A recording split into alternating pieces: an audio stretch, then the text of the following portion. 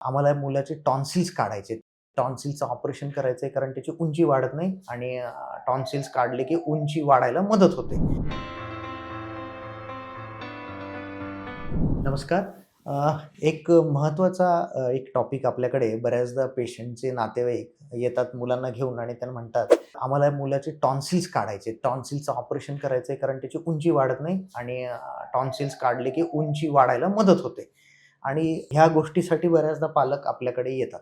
तर हे अतिशय एक चुकीचा आणि गैरसमज आपल्यामध्ये आहे, की टॉन्सिल्स काढलं की त्याची मुलाची किंवा मुलीची उंची वाढेल असं. तर हा अतिशय चुकीचा संबंध जोडला जातो. टॉन्सिलचा आणि उंची वाढण्याचा काही एक संबंध नाहीये सायंटिफिकली.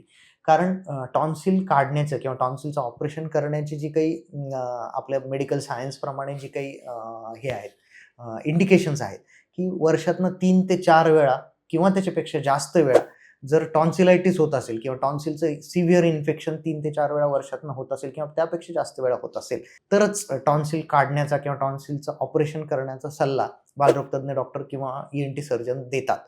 त्याचा उंची वाढण्याशी काही एक संबंध नाहीये.